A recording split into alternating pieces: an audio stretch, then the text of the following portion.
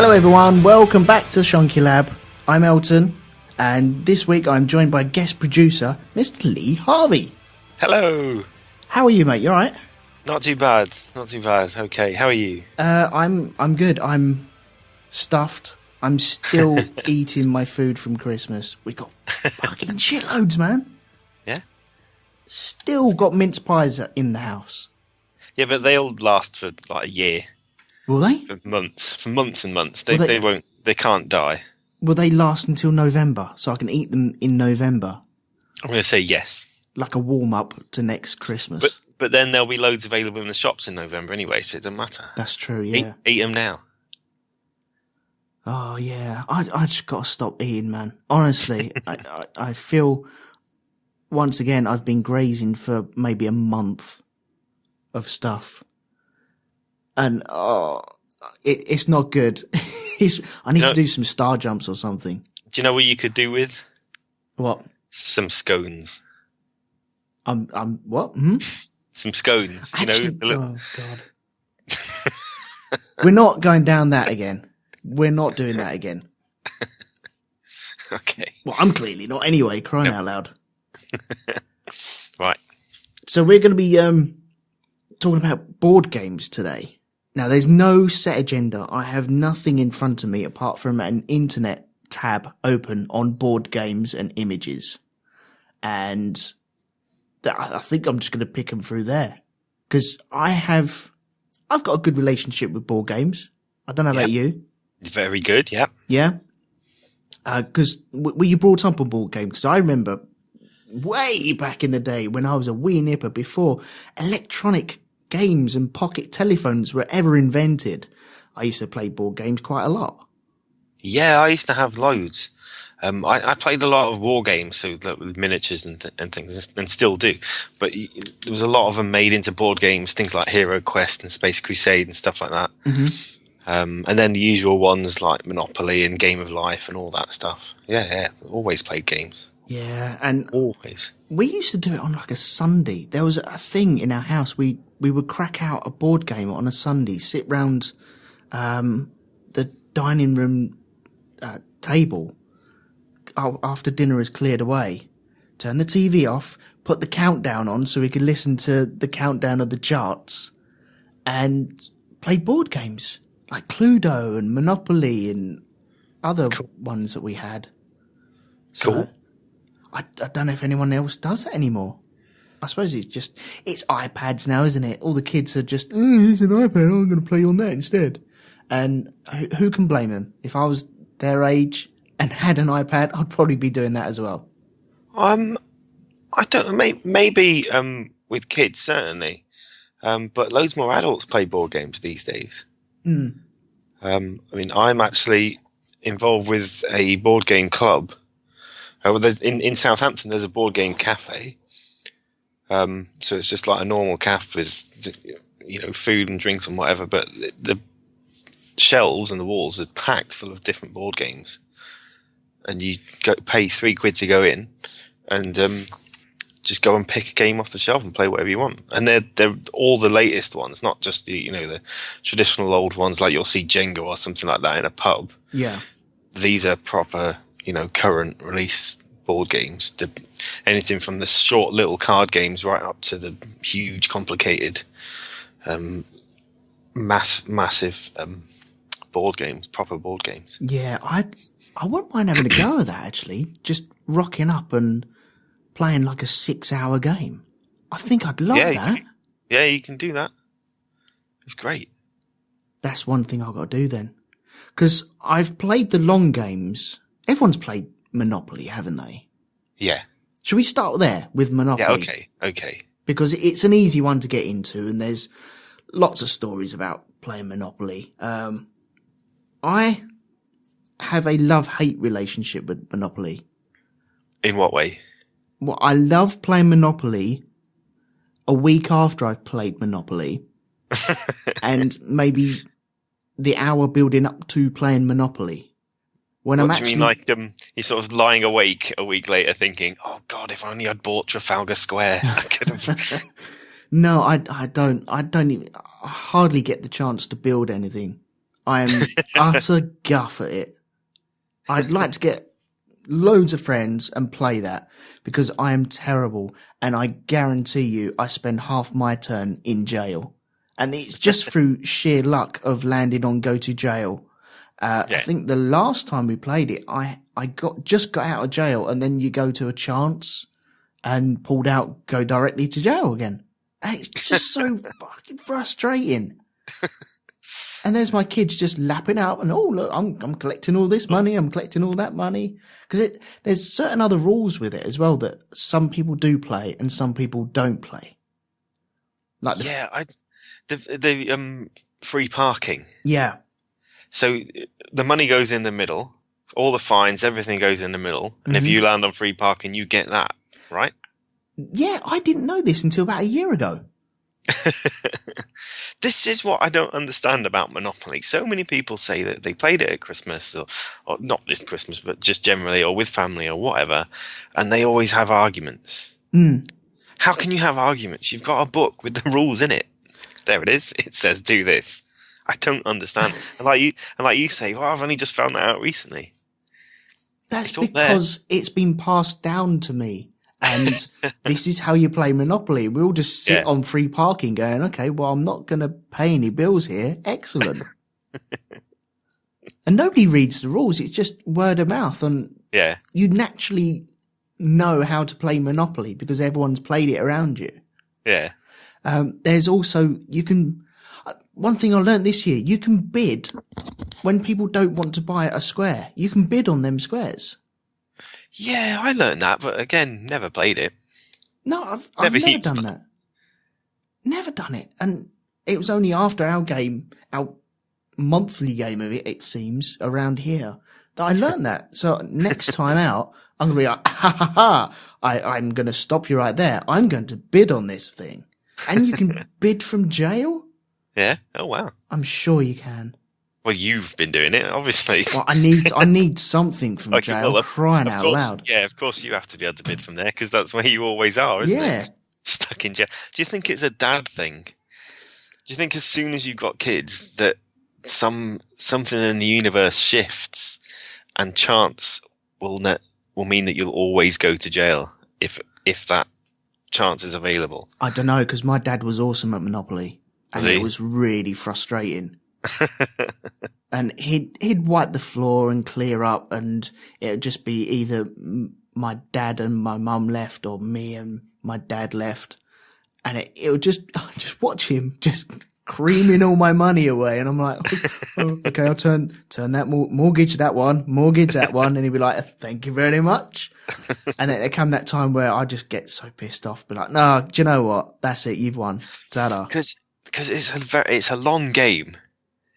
And there comes a point when you can see who's going to win, but you just got to sit there and slug it out, knowing full well that you're going to lose. Yeah.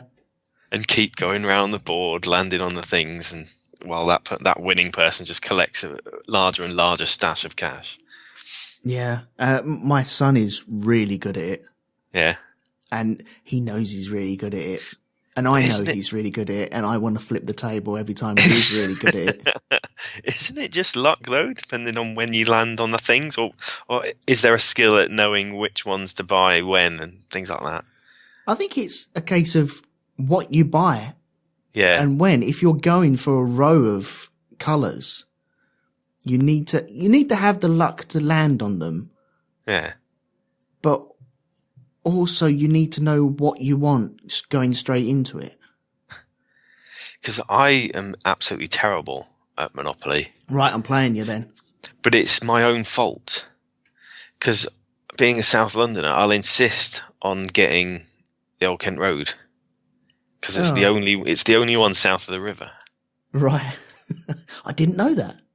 Yeah, it's the only square south of the river. All the rest of them are north or central London or wherever. Right. But so I'll just keep going round until I've got it, and then I'll start playing properly.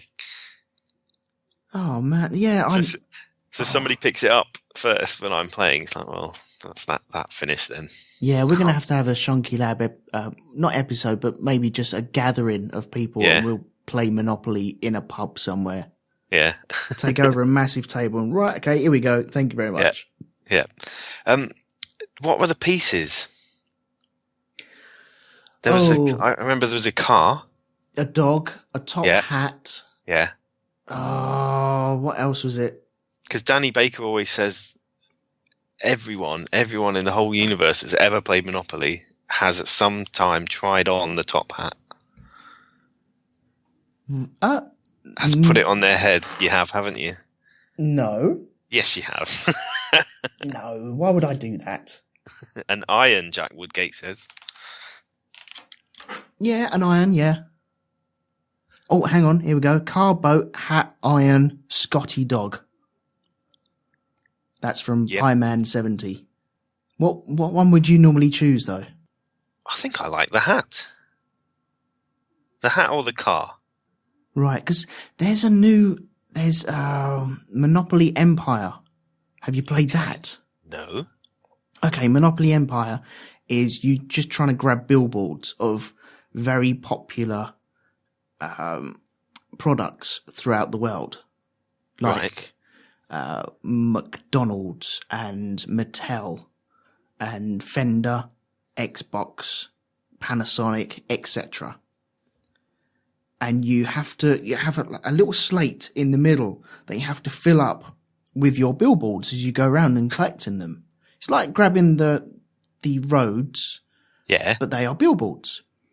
And the first one to the top of your slate is the winner. But there's lots of ways of bidding on them, and it's a nice interpretation of the game. It's just different enough, but also just familiar enough so you can just jump straight into it. Right. I mean, if you're like a real dyed-in-the-wool socialist, Monopoly's not a very good game, is it? It's just all about money and advertising and consumerism. Yeah, it's not teaching a good message. Not great. Did you ever have any of the specialist ones? Hang on a minute. Hang on. Where? There we go. Should somebody be saying albatross now? Yeah, someone should be saying albatross at the moment. Yeah, I think there's something wrong with the computer that's streaming it out to the Mixler people. Sorry about that, guys. Of course, you get bloody wafers with it. Yeah, that's right. Carry on. It'll probably go again. We had this problem a couple of recordings back. I don't know what's going on. I think I need a new computer. It's going again. Flip it around, man. Hang on a sec. Have you tried turning it off and on again? Shut your face. You're listening to Man Plays with Technology. That's all they're getting is just a clicking sound as I'm mucking around with a wire. Right, it's all back on. Sorry about that, Mixler people. If you do want to listen to me farce around with technology when you're not downloading this, why not pop along to mixler.com/RogueTwoMedia and you can hear me crash and burn. It's absolutely fine and normally works really rather well. But for some reason, the computer I'm using to send it to Mixler has thrown a fit of some description. So fingers crossed that'll be all right from now on. It's on a 20-degree bank now with its power box holding the wire in. Oh Jesus, it's scary. Is there going to be a just random massive crash followed by half a swear word and then silence? Well, possibly, yes. Yeah. Okay. I'm going to have to take a photo of this. Actually, hang on. This would just be. I'll put this up in the Facebook group that we have. Right. Then you can see. You know what you need? Go on. Duct tape. Duct tape would work just really duct well. Tape everywhere. Hang on. Right. That's. Yeah. There we go. Right. I've taken a photo of it. I'll drop all that on there later. So, right, board games. Let's get back to board games. Specialist monopolies. So, you'd have one for different. Well, there were different cities all over the world, weren't there? What was the first one? Atlanta, in America. I don't know. The original Monopoly was Atlanta, in America. Oh, was it? Because we Yeah, because I always thought for years it was London. That was it. He just had London. There was nothing else. But no, it was American. I've got a what is it? A Australian board game, the Australian Monopoly. But Okay. It's still got Streets of London in it, but it's all in dollars, like Australian dollars. Oh, that's weird. It's quite cool though. Yeah. But it's from the 70s, I suppose. It was my dad's old one. But you can get them for everywhere now, and of course, you like Star Wars ones. Yeah. There's probably a Walking Dead one. There's a Walking Dead of everything. There's going to be a Game of Thrones one. Yeah. Well, there definitely will be. Do you know what else does everything? What's that? Risk. Risk, how I love you and hate you at the same time. At least that has a little bit more to it in terms of you get to make a decision about what you're doing. You know, different ways to play the game. It's not just a chance of going around the board and hoping you landed on the right things. You have control over what you're doing. Yeah, have you played that a lot then? Risk? Yeah. I haven't played it for a while, but I used to play it quite a lot, yeah. Yeah, I've only ever played it once. And so how do you know that you love it and hate it? Because I was, once again, as you're playing it, I had Australia, and I've heard the key to the game is having Australia. And that's right. Somehow I ended up with Australia. And I had, because as you progress across the board, you're supposed to put the most men at the tip of your arrow point, aren't you? To stop people from breaking in. Because once they're through, then they can take all your other men. Yeah. And I neglected that a little bit. And once that tip was broken, I fell and I was out of the game. Well, it's because everywhere else on the board, there's multiple different ways that you can move into that area. Right. Except for Australia, there's nothing behind you. So if you get that and just build up and move outwards, you sort of steamroller the whole world without anyone being able to get behind you. Whereas everywhere else, you got to try and sort of fight on 2 or 3 fronts at once. That's the theory. Yeah. But as you proved, you still need to know what you're doing to a point to be able to win at it. If you put a cat in a car, it doesn't mean it can drive that car. Exactly. But the hour that I played it, because it can go on for. It took an hour for you to lose. Yeah, it was around about an hour because it can go on for hours, can't it? Does that include putting the pieces out and putting them back in the box as well? Yeah, it probably was. Yeah, and working out the rules in my own head, and everyone was going easy. I really thoroughly enjoyed it. But once the moment came when it was, okay, right, we're fed up with Elton. Let's destroy him. Take him out completely. Watch this. It was a case of hold my beer. And someone just steamrolled me. And I was, oh, you've beaten that. Oh, I can see where this is going now. I bet you thought you were doing really well at the time. Because I always do this with all sorts of games. You think, oh, this is going well. I'm doing all right. And then someone will just go play some cards and just go, da-da-da, bish bash boss. And you're completely decimated. Yeah. One foul swoop and you're left with your head spinning a little bit. Hang on, I was doing really well and now I'm gone. Yeah, Empire in Flames, yeah. So you can get any sort of Risk game, is that right? Pretty much. Game of Thrones, The Walking Dead, you know, the usual ones. Yeah. But there's Doctor Who I've seen. The one where all the pieces are little Daleks. Yeah. It's still fundamentally the same game. Yeah. Martin Thompson in the chat room said he's never played it. You really need to. See, we're going to have next time I'm down in London, I'm just taking a satchel full of, it's going to be like the last day of school again, where I've got board games coming out my ear holes. Pieman mentions Risk's evil twin, Diplomacy. Have you heard of Diplomacy? No, or I played it? haven't. No. Oh, there's an Amazon link. Oh, God, I'm going to buy something, aren't I? Diplomacy. Now, I'm a nice guy. I'm quite naive. I trust people. So I'm absolutely terrible at diplomacy. What it is, it's based on World War One. So you have the map of Europe. Yep. And you each get given, I think it's like 2 armies and a fleet, something like that. And you have your, somebody's Britain and someone's France and Germany and Russia and whatever else. Yeah.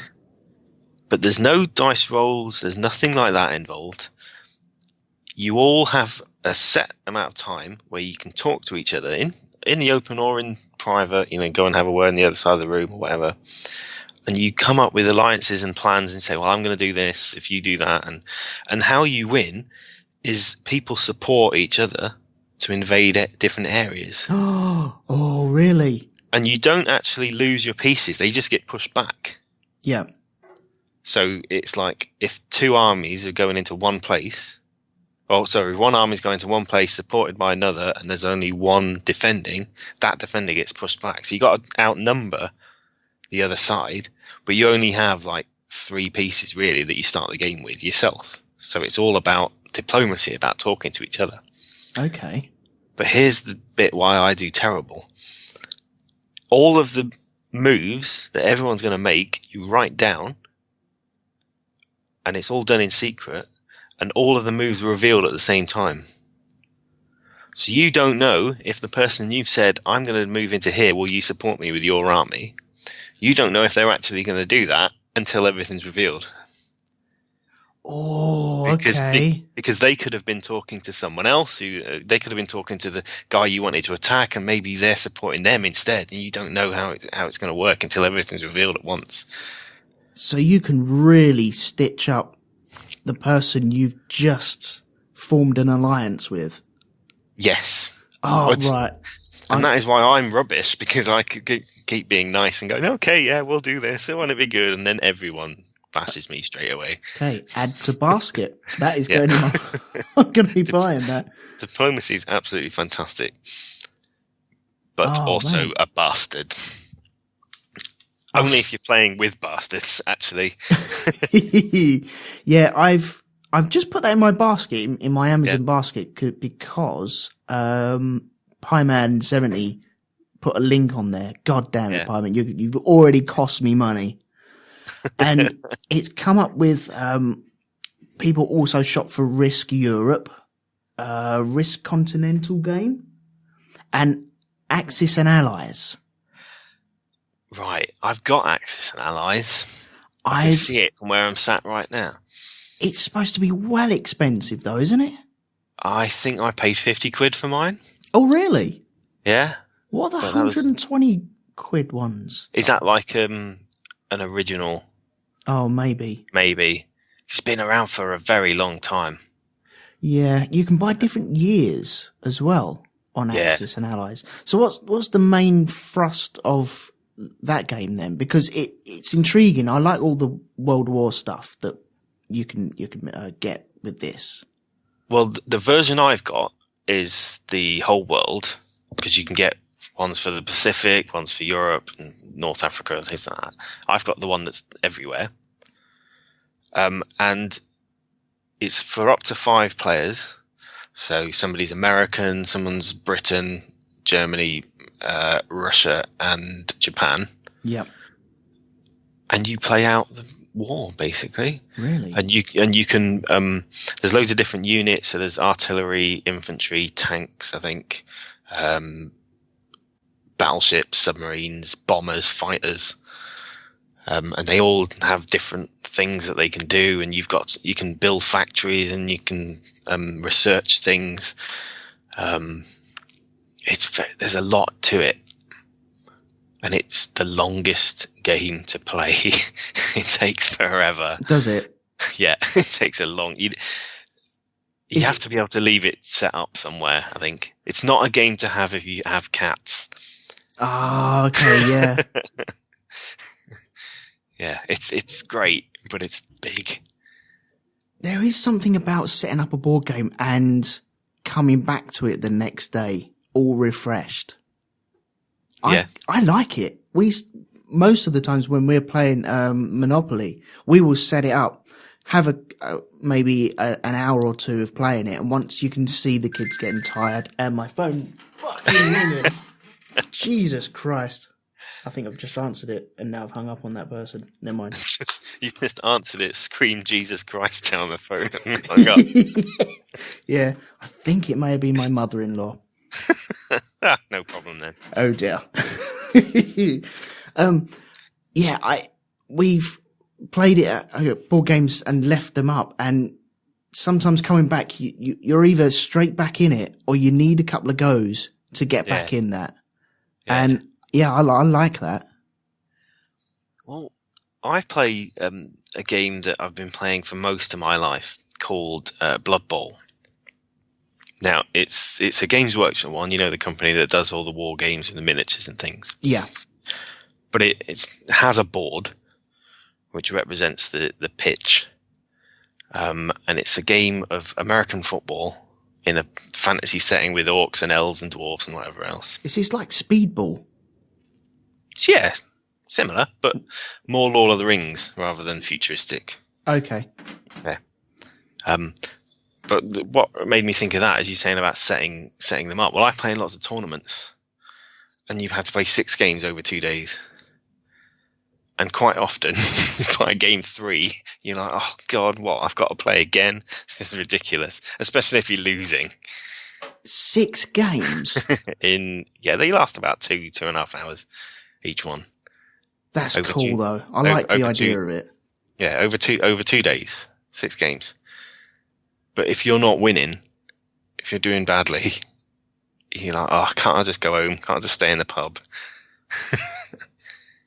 Yeah, I don't know if I could do tournaments or anything like that, though. That's the thing. I think I'd struggle with that. I'd rather play people I know. Yeah. I've been playing so long now that I tend to know who I'm playing against because the same people go onto the same tournaments. Yeah, it'd be nice. I've always fancied going into a park and just playing chess against a stranger, though. Do they still have the chessboards around in parks? Could you see it on films in New York? Yeah, it's like Central Park. It's what people do, isn't it? Yeah, it's made out of trees and chessboards. Yeah, I'd love to just give that a go. Either checkers or chess. I seem to have always known how to play chess. Yeah. Are you, because there's 2 types of people, aren't there? The people who know how to play chess. Yeah. And then the people who know how the pieces in chess move.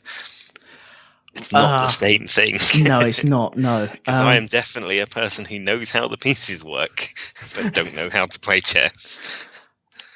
I'd say, because I learned at quite a young age.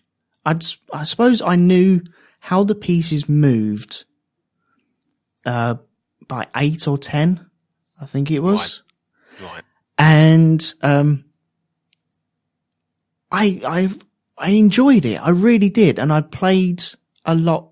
I suppose not a lot with my dad, but he's the one who taught me how to play it. He's the one who taught me how the pieces move. Right. Oh, hang on. We're losing each other again. Hang on a sec. Quick, bash it with the hammer. I'm going to have to bash it again. Jack says, get one of your kids to hold on to it. What else are they going to do? Jesus. I think it's working now. That's why you have kids, isn't it?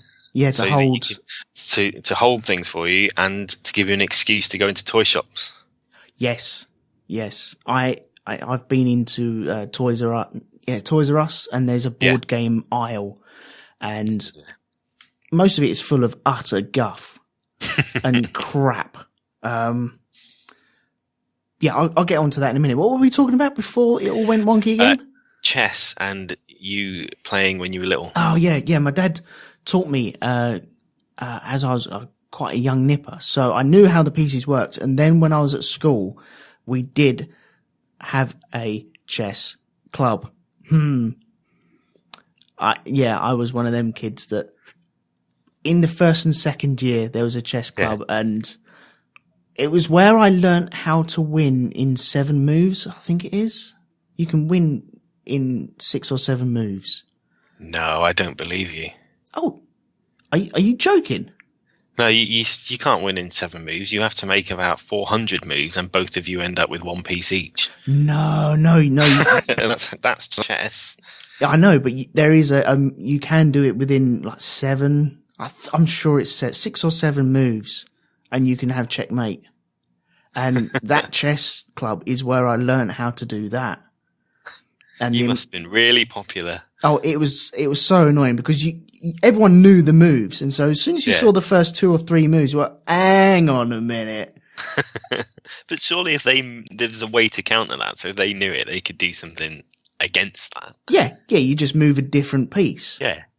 So that's not a problem. But if someone was trying that on, then you knew exactly where this game was going straight away. And you had to expose yourself. So it is frustrating. No, not that. No. Doreen said that she's heard the thing about winning in 7 moves. Right. All you clever people. See, if Doreen says it is a fact. It must be true. But so you just know how the pieces move. You don't know how to play chess. No, I mean, I know what the winning conditions. I know what I'm trying to do. Yeah. But in terms of all the strategies, and no idea. Right. So if me and you played, I'd win. In 7 moves. I'd have to learn that again, though. That's the only problem. But I could get out of it, but I wouldn't know I'd got out of it because I wouldn't know that that's what you were doing. Right. I'd have just randomly moved something which got me out of losing in 7 moves. You'd see my smiley face turn upside down and be like, you bastard, you saw it coming. No, I didn't. No, I just did something. Oh, okay. Your stupidity saved you. Well done. Yes, absolutely. Yeah. I do love it, though. I can't play it too much because it can get frustrating. And when you're playing the same person again and again, and they either keep beating you or or they keep losing to you. Yeah. It gets very samey, and once again, like Monopoly, you want to flip the board. And sometimes you can see it coming from a mile off. Yeah. And that's the frustrating bit. See, you need to forget all you've learned. Yeah. Another game like that, checkers. Yeah, simpler. This is a thing. I always thought I was really good at checkers. When I met Amanda, she said she was really good at chess. I said I was really good at checkers. And so we set it up and we played chess. I stomped all over her. I was like, yeah, okay, now let's play the game I'm really good at. And played checkers and just got destroyed. So you were both trying to lull each other into a false sense of security. Is that what it is? Yeah, I can't play checkers now. I hate it. I really do, because I find it so frustrating. Because if you just leave all your 4 or 5 pieces at the very back, that's it. It's parking the bus.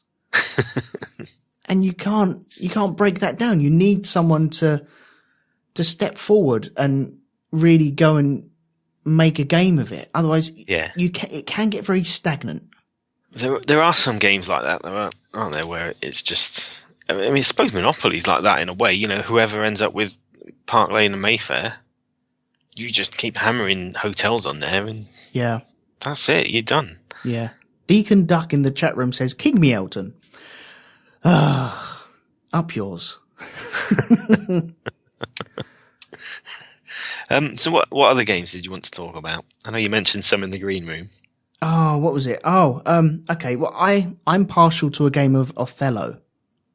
I don't know that. I've never played it. Oh, okay. Right, I'm going to have to try and find this for you then.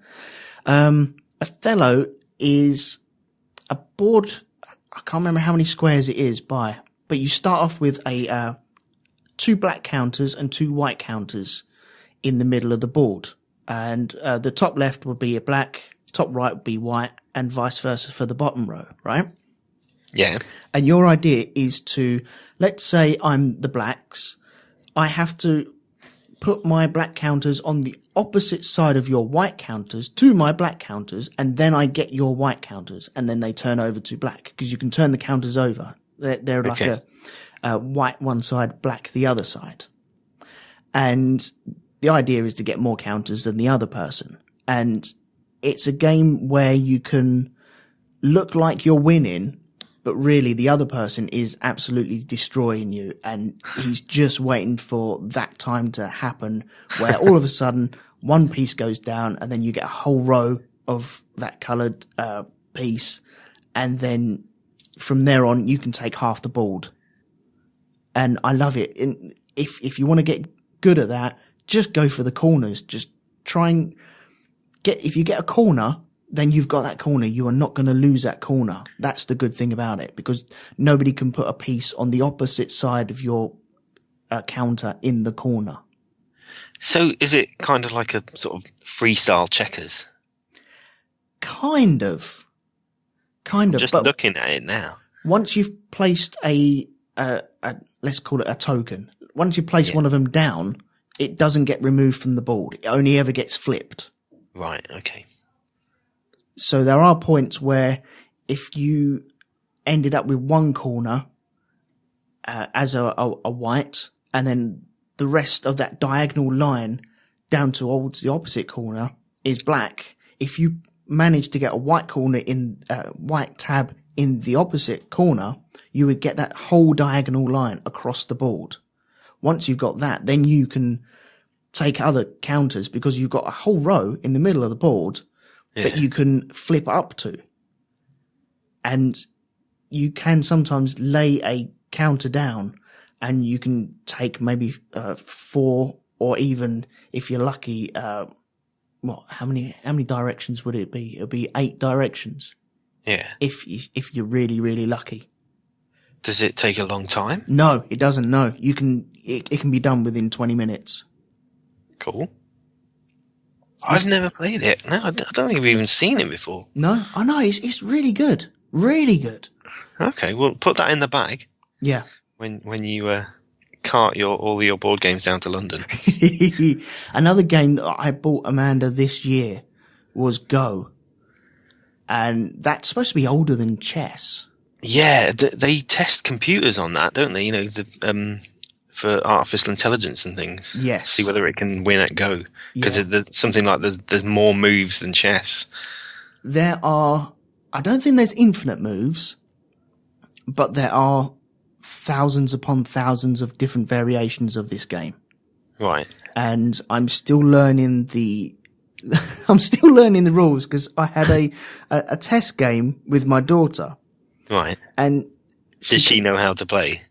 Well, by the rules that we were doing, clearly the game's broken, because she beat me somehow. Oh, right. Okay. This ancient Chinese game that's been going for like 1,000 years. Yeah, it's broken. It's like broken. Well broken, and need a new one. And I think we were playing by roughly the rules. That this is a problem. There are a lot of the rules, and it's a case of trying to block in your opponent, right, with your counters. And the thing with Go is there are different size boards as well.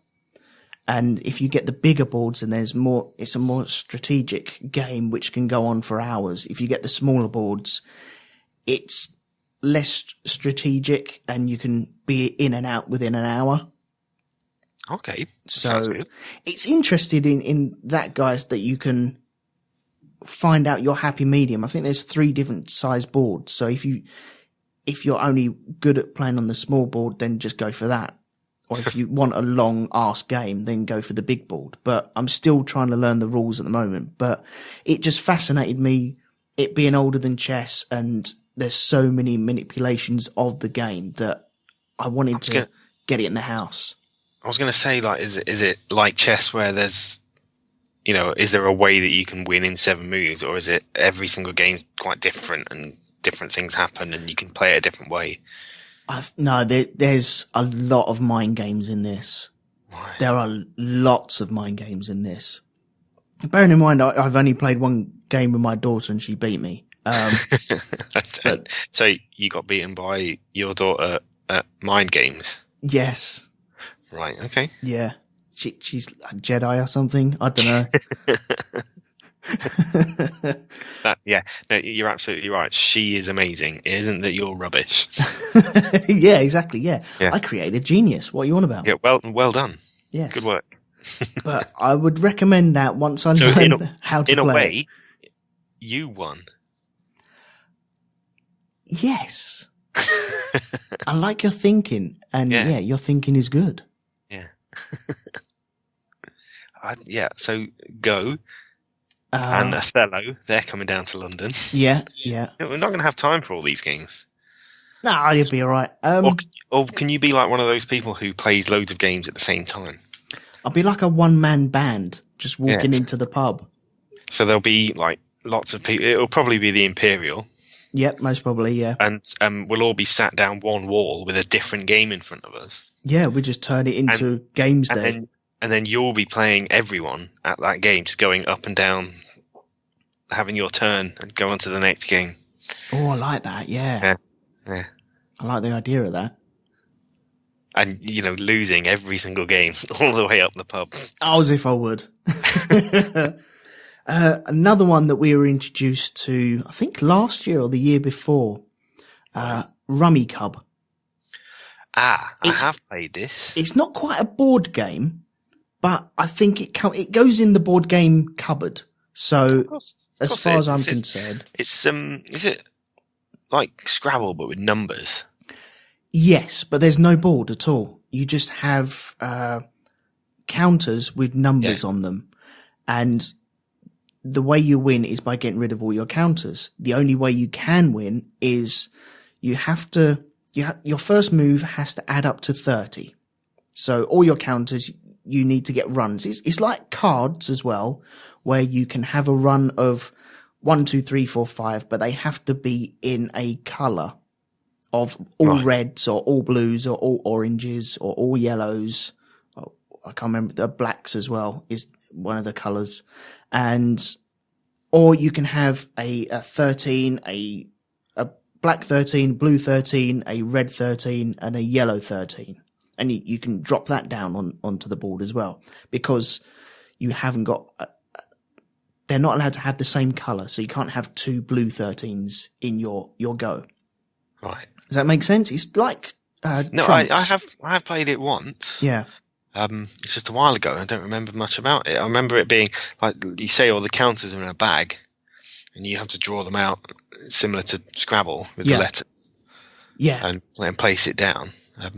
And what you're trying to get rid of all your counters with the numbers on them, and the way you do that is by manipulating all the other counters that have been placed down in front of you. So you may have a run. You also get smiley faces as well, which is like this game's version, equivalent of a joker. So you can have a little run already placed down on the table, which went 1, 2, 3, joker, 5. So that joker is sitting there playing as a 4. So, but if you've got your own 3 and 4, you can split that to 1, 2, 3. Push that to the side. That's a little group, and the groups can only be 3 or above. Then you can take that joker off, put your 3 and 4 with the 5. So now you've made another little group, and now you've got joker to place down with any of your other tabs that you want to place down. Okay. It's really good. Cool. It sounds like Scrabble, but numbers. Yeah. I'm terrible at Scrabble. Yeah. So yeah. I think it'll probably be terrible at Rummikub as well. No. It's Rummikub is if you don't even have to be good with numbers. If you're good with cards, it's spotting those things that are in front of you, isn't it? Mm-hmm. If you can't see them, you're just not going to be able to know what to play. No, well, sometimes you can sit there and you can have 4 or 5 pieces. They could go down, but you need to work out the system on manipulating all the other tiles that are down already to get rid of what you've got. And you'll sit there going, okay, right, I can move that one there, put that one with that one. Then I can place my one down. I'm still stuck with that one. Balls, can't do it. And if you do that, then you need to put the whole board back how it was before your go was there. And if you can't lay, then you pick up another tab from the bag. When you don't want that. No. Because you're trying to get rid of them, aren't you? you? Yeah. It sounds hard. Yeah. Scrabble, though, I'm, like you said, I'm not very good at that. Scrabble can do one. I hate Scrabble. I hate it. But I used to live with a girl who was an English literature graduate. And so were all of her sisters. And they played nothing but Scrabble. And I think, what was my GCSE? Not good. So I wasn't very good at spotting the words, using the letters, seeing where to put them. Right. It's just an absolute nightmare. So I'd always lose, so I'd get annoyed with it. Yeah, I'm not very good at spelling. Yeah, I never exactly have the been. same. Yeah. And it's not that I don't know words, I'm just not very good with words. You know, you can hear it every bloody episode that I put out, crying out loud. Exactly the same. Yeah. And I just not that way inclined. I can't do it. I would love to be able to really be good at Scrabble, but it just doesn't work for me. I'm a 4-letter word man. The same. Yeah. And everyone you're playing with is putting down these 7-letter things, and you're like, if I put that there, that'll say is. Brilliant. 2 points. Yeah. You're hoping for S's and EDs. Yeah. And so you can change other people's words to plurals. Yeah. And if the word, because you get that little green plastic thing with all your letters on, and if there isn't a word spelt out on that as you put the tiles down, then you're not going to get one. Yeah, you can either see it straight away, or it ain't coming at all. The last time we played, I had a word. I had 8-letter word. Yeah. And I was just sat there waiting for a space for me to put that 8-letter word. I didn't care if about anything else. Yeah. And I could see that space. And then Amanda went and put something stupid, which got a stupid amount of points. Yeah. And I was sat there in frustration going, I could have put that there. Yeah. And in the end, I end up turning mine over and go, right, guys, look, I've got this. I'm clearly losing. Can you guys help me out? And that's how a game of Scrabble goes for me. Yeah, I'm the same. It's like I'm playing this game so that I get one really good word at some point in the game. Yeah. I'm not trying to keep up with everyone score wise. I just want to do a better word than the usual 4 letters that I use. Yeah. You just want one of them glory words, don't you? Just to say, look, I got rid of them all, or I got rid of nearly all of them. That was my word that you're playing off. But it's like you say, you're sat there with a word in front of you and there's nowhere to put it. So you just keep drawing new tiles out of the pack and stacking them up to the side. I don't want those. They'll come later. As long as I can get origami down. Then I refuse not to put this word down. Yeah. Wasn't there a version of Scrabble where you could stack on top of other words? Right. I remember... I've got a vague memory of seeing something like that, but I couldn't tell you what it's called. I'm sure someone will say. Dorian, is that it? Upwards. Okay, so is that the same as Scrabble? Chat room, you're going to have to help us out on this one. Yeah, is that the same as Scrabble, where you just put your words down, but then you can put your words on top of that to change letters in that? I don't know. I mean, if that's how it works, surely you could cheat. If you're really quick at stacking the tiles, no one will know that. You could say, "I've just spelt house," and actually it's Hagusengint, because you've just put loads of like S's and X's and things underneath it. It's like, no, don't worry about it, because it just says H. Well, on the top. there's a rule in Scrabble where if nobody realises what you've put down is utter guff, then you get to keep the points. Yeah, absolutely. Is it in Spaced, the TV show, when she puts down Pro V? As in Pantene Pro V. Oh, jeez. That's brilliant. Oh, God, I hate Scrabble so much. Yeah. I don't think I'd like Upwords either. It looks awful. It looks awful as in the same way that Scrabble is awful. Terrifying. I think I just like the way that it stacks on each other. I kind of like that. So you just want to build things. Yeah, really. It's like Jenga. Sometimes you just sit there building a house out of Jenga blocks because you can. Look, I'm building myself a little fort for my dinner. Sat next to a big box of Lego. Mm-hmm. Yeah, I'm going to use these Jenga blocks. Well, yeah, they're good barricades for Lego men to hide behind. Exactly. You've just reminded me of something. I don't know if this counts as a board game, but do you remember? I can't remember what it was called. But you had these little plastic catapults, and the other side had these little plastic bricks that you built into walls and towers. Oh my God, yes. And you had to fling the little discs with the catapults to knock them down. It does ring a bell.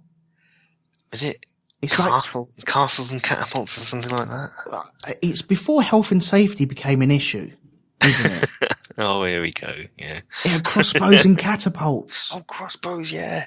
Because there was one where... Oh, God damn you, Jack Woodgate. Right, okay. I'm going to Amazon to check this out. By the way, we've got about 5 minutes before we break, so... crossbows.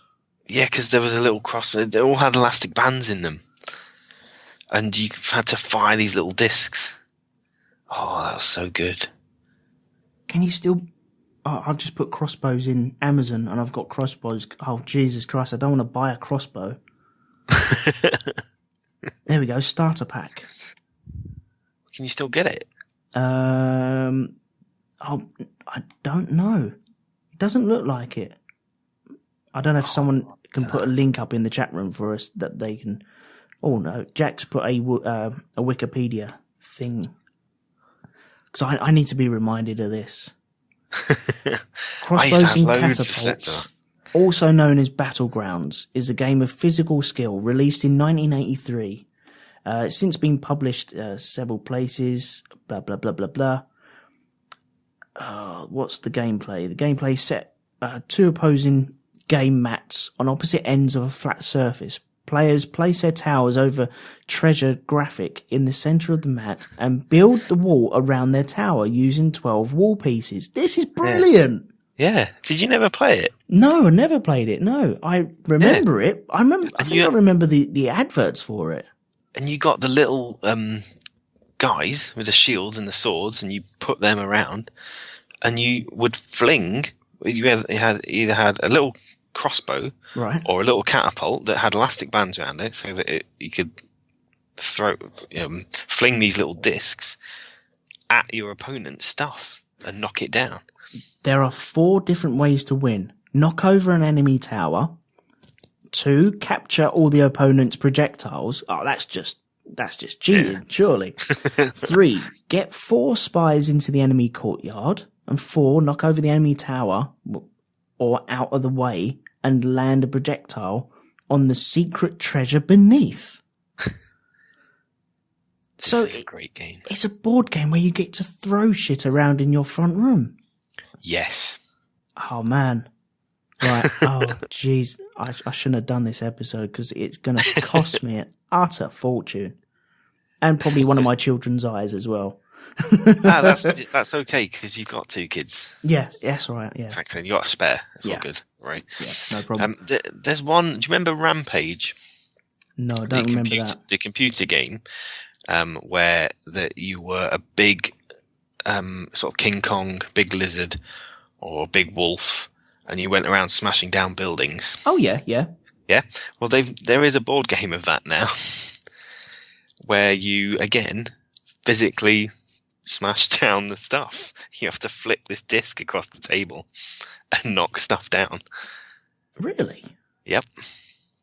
Bloody hell! Has it got ball bearings in it? I don't know. I've not played it. I've only been told about it. I'm just looking at a picture now.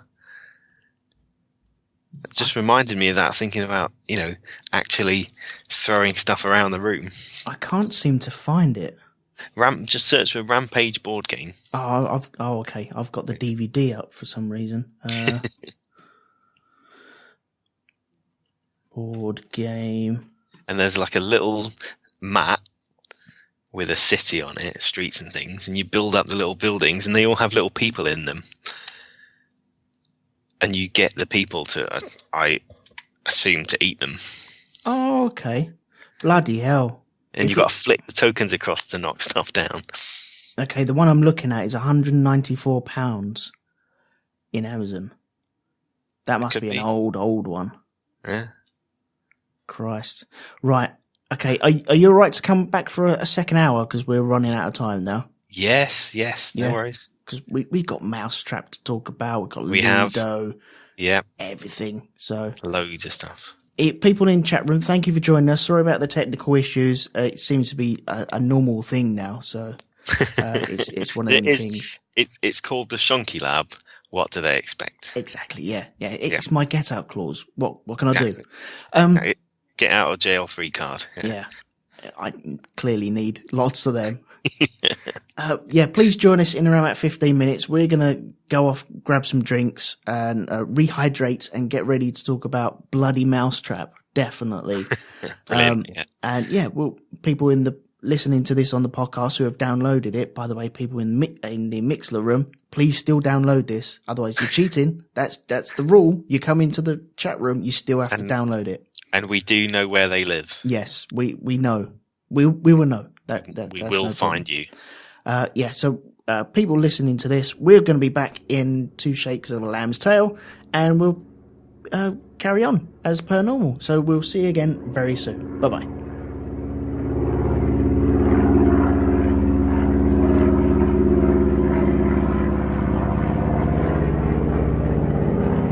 Hello everyone, welcome back to the Shonky Lab. We're talking about board games, if you didn't already know. We are recording this live on Mixler, which is mixler.com/RogueTwoMedia. You can join in the chat room there.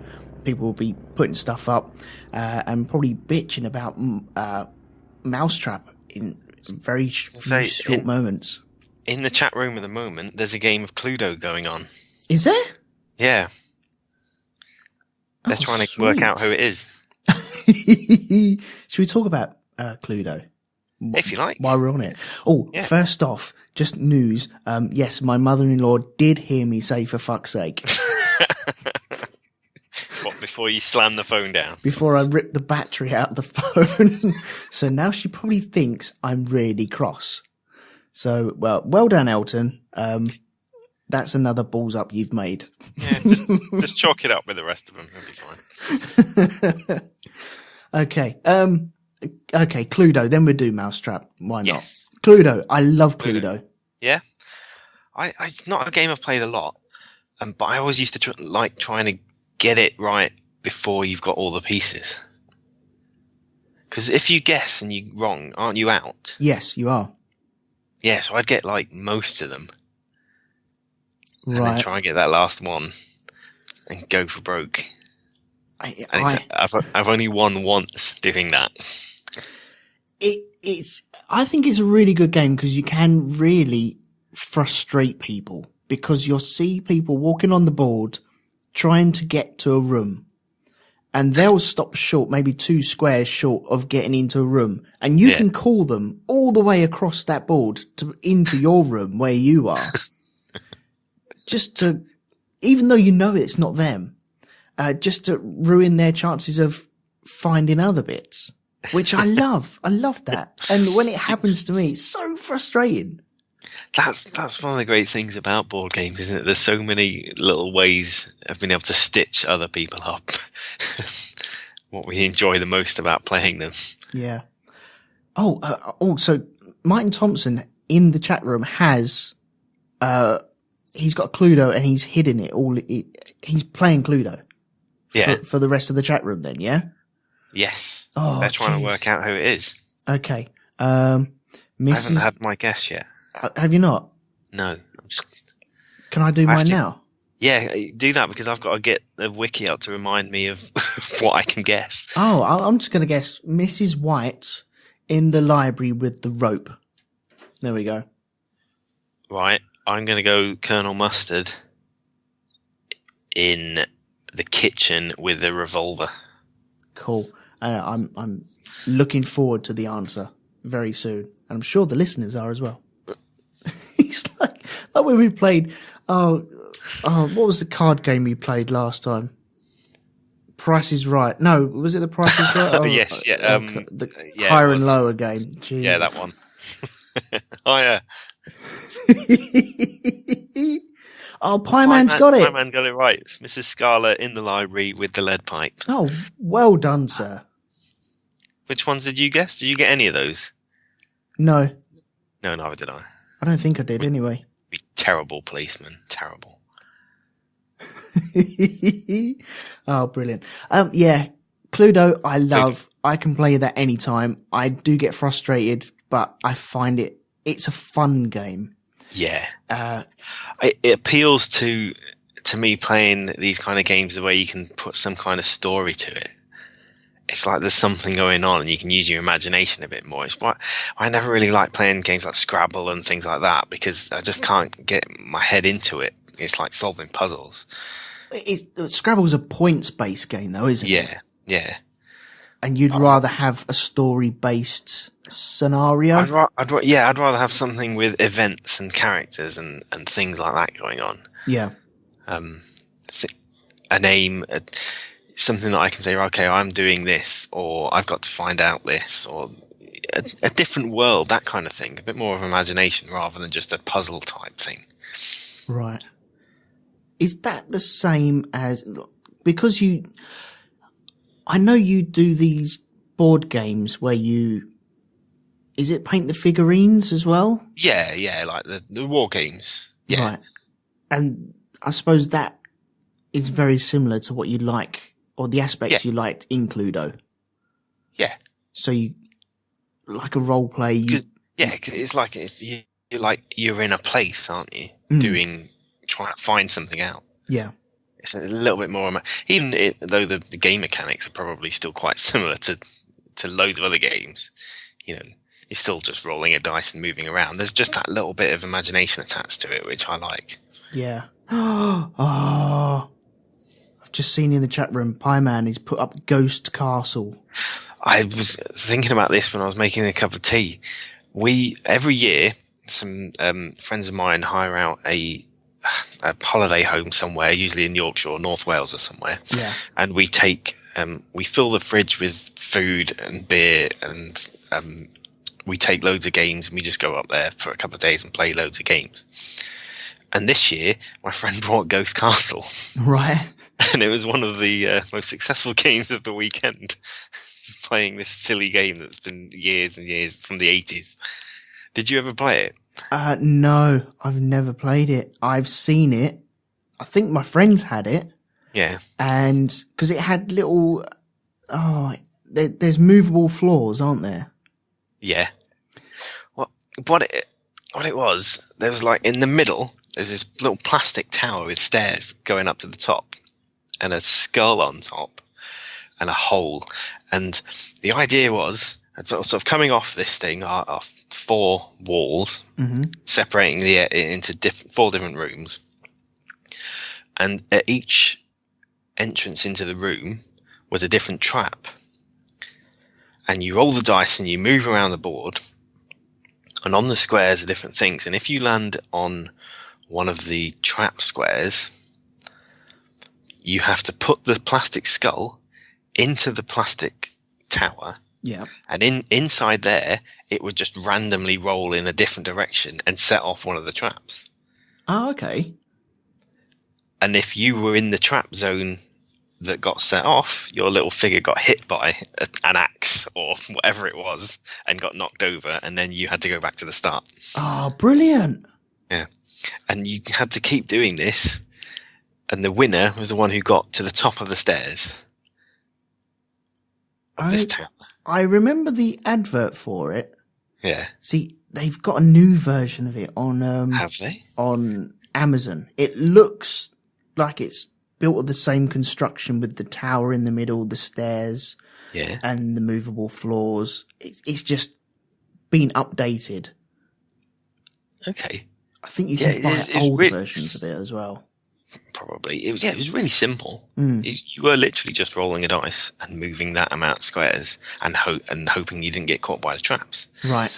That was it. And it had it was one of the squares where you were petrified, and it came with these little white plastic heads that you put over the head of your character, and it was glow in the dark, and it was like a white face of someone terrified, and their hair was standing on end and things like that. That's right. Yes. Yeah. Glow in the dark.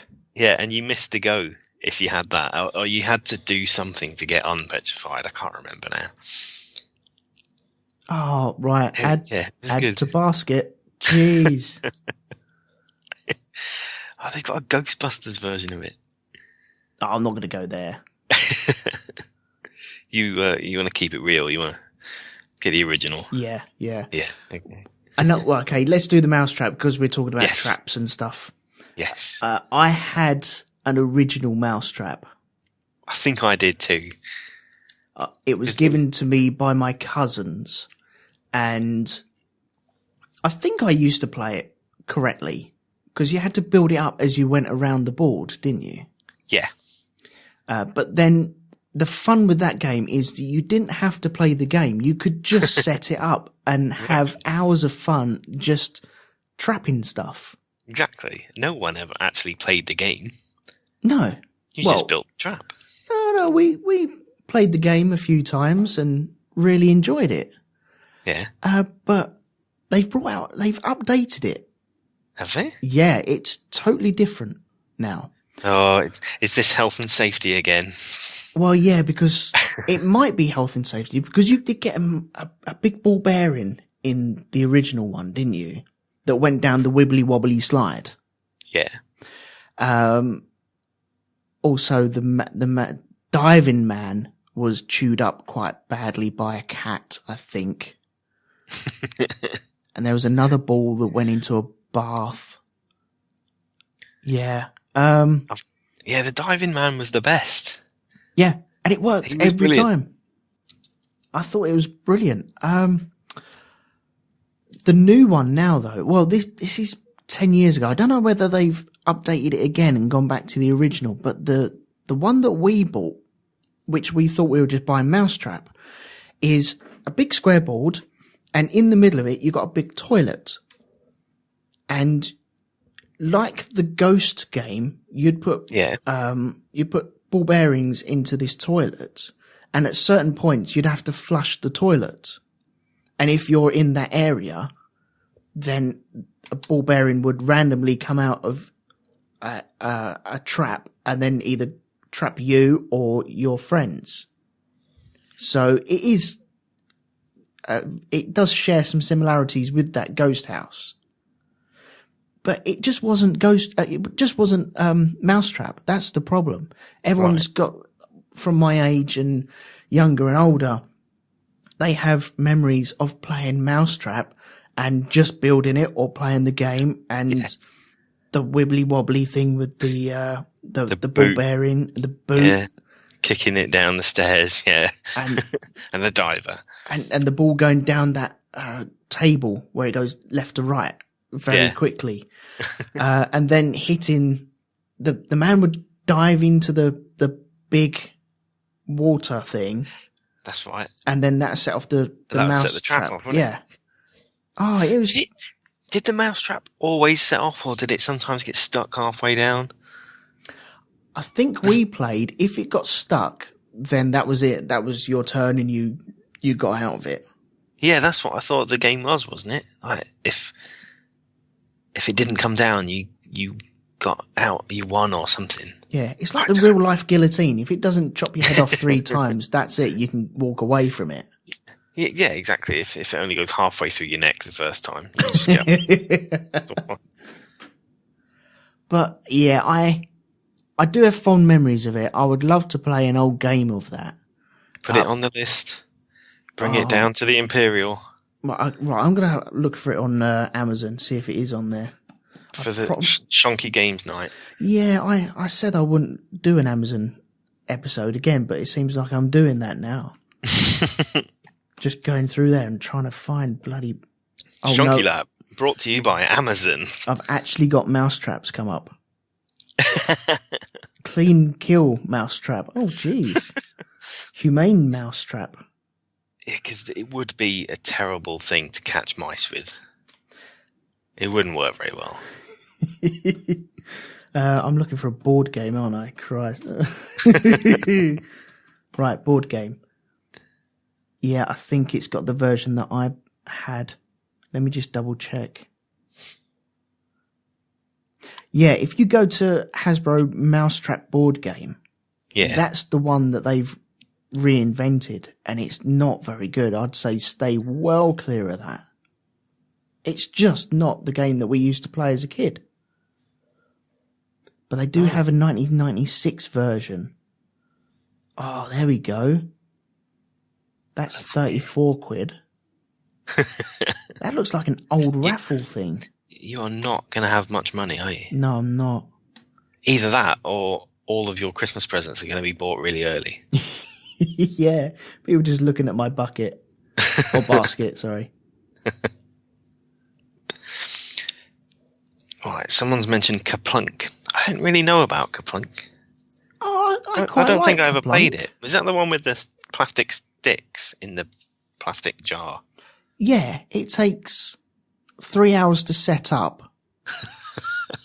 And it's really frustrating. 30 seconds to play. Yeah, it's got all the colourful sticks going through a bowl, and you place marbles in the top. This is from what I remember anyway. And the marbles get caught by the sticks, and it's each person's turn to take out the sticks without dropping any marbles. And if you drop a marble, then it goes into your little collection, and the person with the least amount of marbles wins. That's what I remember, and that's what we used to. That's what we used to play anyway. Hang on, we seem to have gone off again. Is that back on? No, that's not back on. Did it go off? Yeah, it went off again. There we go. Okay. Right. Awesome. Stupid thing. The chat room's just talking amongst themselves now. They're not even listening anymore. Nah, that's fine. That's kind of what I expect at the moment. I'm just looking over there. My shelf with games on, I can see it from where I'm sat. There's one, War on Terror. Have you ever heard of that before? No, I haven't, no. It's a game by a company called Terror Bull Games. Okay. As in, moo and horns and things. But it's a satirical game on George Bush's War on Terror. Oh, okay, yeah. And you've got the world map, where, similar to Risk, portioned out into sections and things. And you have to build your empire up. And you can be a sort of corporate, normal empire, or you can be the terrorist. And you can keep swapping between it. And you do things by building cities and getting oil counters and things like that. But it's very silly. There's lots of cards involved. It's your birthday, collect so many dollars from all the terrorists, that kind of thing. Right, okay. Because they do that, don't they, terrorists? Yeah, exactly, yeah. and you can play a war card on someone, and people do this, and you can set up terrorist cells all over the place. And like I say, one or more people end up, as you get knocked out of the game, you become one of the terrorist players. Right, okay. But you all play together, so it could be like 2 or 3 people. What's this called again? War on Terror. Okay. It's silly, but my favourite thing about it is some of the cards say you have to spin the axis of evil. Do you remember the axis of evil that George Bush said about there being Iran and Iraq and whoever else? Yes, yeah. Well, yeah. in this game, it's a circle with all the colours of the players on it and a spinny thing in the middle and you spin it round, and whichever colour it lands on, that player is then the terrorist, and they get given, and this comes in the box with the game, a balaclava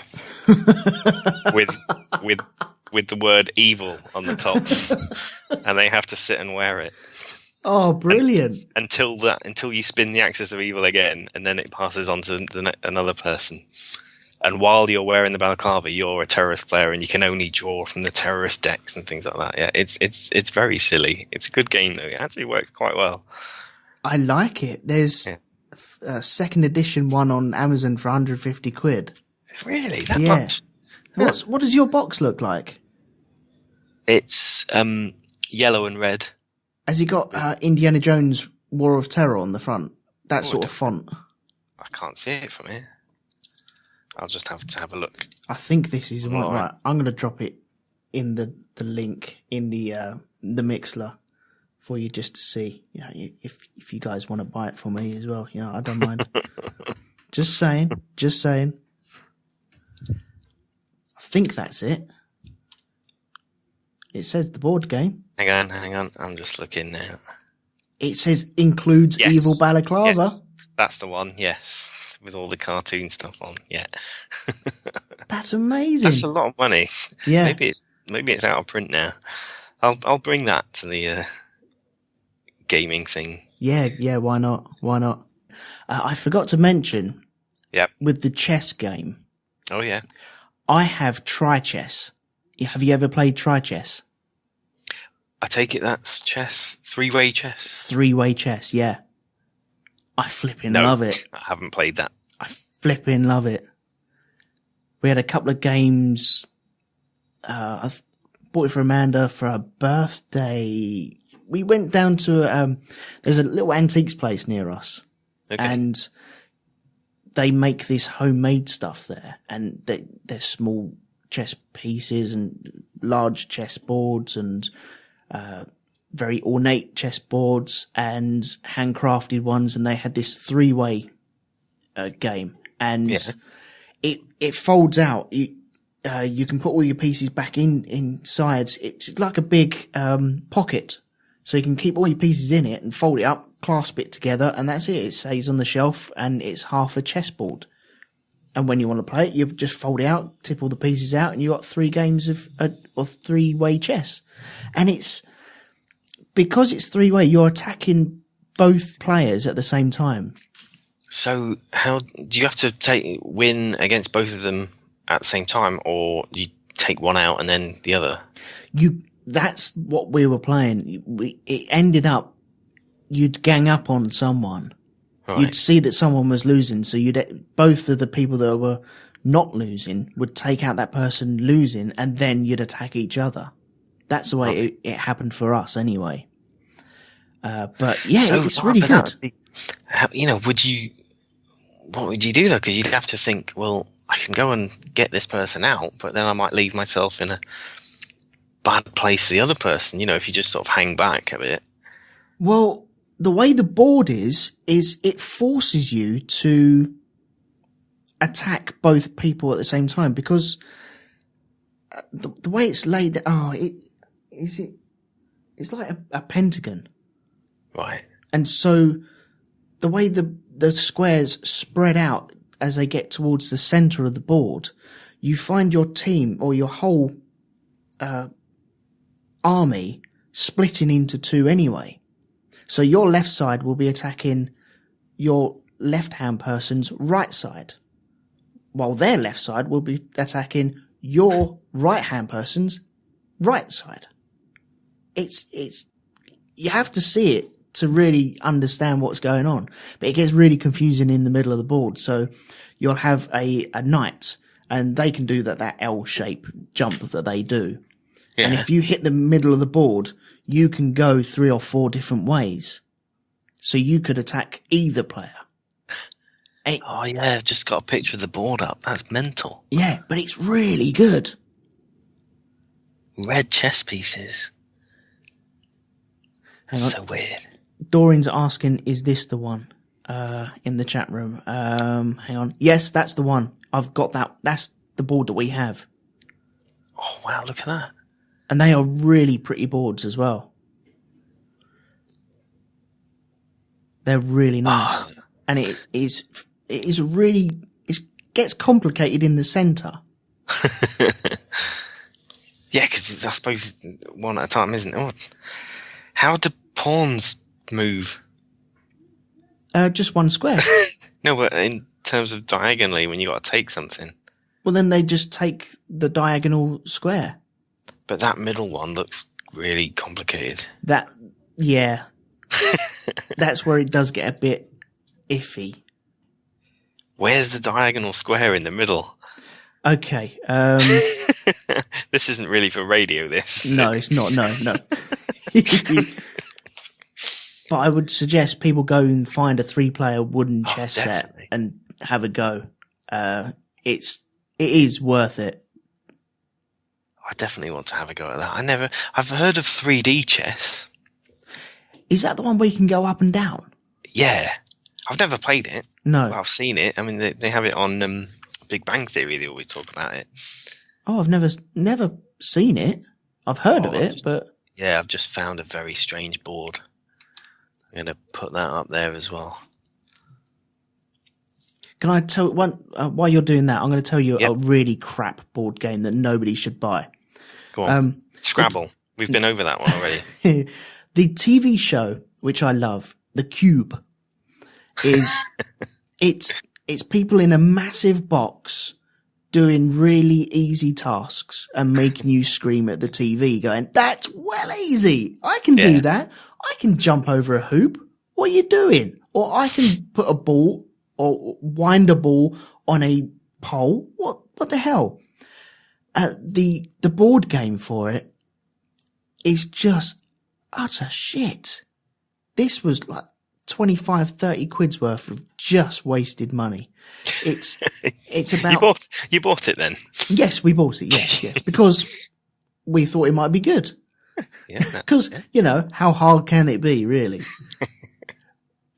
And it's just softballs and a cardboard hoop and a small little box that you have to throw a really soft ball through the hoop into the box. It's not big enough. That's the problem. If you're going to buy the Cube game, they should sell you a greenhouse and make you stand in a greenhouse and then play it for real. Yeah. Just because it's miniature doesn't make it's going to be any good, and it isn't. So I'd say well clear of that.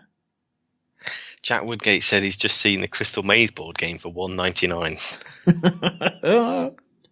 Oh, this is scary. They were always bad, though, weren't they? Conversions of game shows. They weren't great, were they? And unless it was one where you had lots of questions. Well, yeah, then you're just into a quiz show, though, aren't you? So that's not too bad. That translates a bit better. But do you remember the Mastermind game? Is that the one with the pegs? Yeah. I hope it wasn't connected to the TV show, because that's a really terrible translation if it was. Well, I think it was boxed as the TV show, though, wasn't it? Was it? Yeah, I'm sure it was. I have no idea. I've never played it. I just remember it, seeing it. Well, Mastermind, from what I remember, because my granddad had it, and it's a board where you can place pegs in, and one player would choose the combination of pegs, and you have a set amount of goes to get that combination of pegs before you run out of time or run out of turns. And so I would place, I think it's 5 or 6 pegs. Let's say 5. I'd place 5 pegs. 3 would be green, 2 would be yellow, and they'll be in a 3 green, 2 yellow order.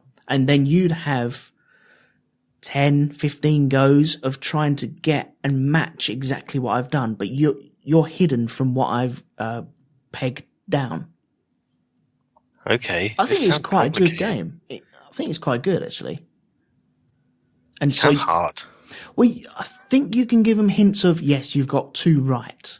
Okay, so your next go, right, I've got 2 right. So then you'll try a different combination and you'll be like, no, you've got none right. Oh, no. So you try a different combination with what you had in the previous go and then you've got 1 right. And that's how you work out how and what goes where. I thought it was a very good game. I believe you. It just sounds hard and complicated. Nice. I didn't think it was that complicated. I was playing it as a kid, so it can't be that bad. That's true. That's true. Kids are better at this kind of thing, aren't they? Yeah, it's true, yeah. One of the more recent games that's been all over the world, literally, Pandemic. Oh, okay, yep. Have you played it? I have it. You have it? It doesn't mean I've played it yet. How long have you had it for? We bought it for our son for Christmas. This Christmas just gone? Yeah, this Christmas just gone. We got all the bits out and went, oh, that's interesting. And then had to disappear. So we didn't actually get round to playing it. And there's quite a few rules as well. It's really, really good. Because you're working with each other, aren't you, in this game? That's right. Because the board games have exploded in recent years. They're really, really popular. There's loads of them being released. But one of the things is because so many more people are coming into playing games now, rather than, because we've talked a lot about the sort of kids games almost, like the ones you had when you were little, with very simple things like Mousetrap and whatever. But these are a lot more complicated games, like you say, with loads of rules and stuff going on. And Pandemic's one of those. But it's built on playing with each other on the same side rather than against each other. Yeah. And that's helped to bring lots more people into playing these games. But Pandemic the idea is that you are all health workers of some description. So there'll be a medic, a scientist, a administrator, different roles, somebody who transporter, things like that. And you have to basically cure I think it's 5 diseases across the planet. But as you play the game, these diseases spread up in random places depending on how you draw cards out. Okay. And it can get really tense because you don't know where in the deck these cards are that are going to mean that more disease spreads randomly across the board. Because the mechanic is that if 3 disease counters on a city, every city next to it then gets a disease counter on it. Right. But of course, they could already have some on it. So if they've got 2 and then you add another one, then that spreads all over the world again, or to every city around that. So if you let things build up too much, or if you just get really unlucky with how you draw the cards, suddenly you could have disease all over the world and everyone dies. Right. It's very, very good. I do want to. This is one of the games that you need to learn the rules way before you actually play it. It's not a sit down with kids and adults that don't know how to play this and try and work it out. I don't think. There's a YouTube series called Tabletop, which is Will Wheaton, him, famous in geek circles. Yeah.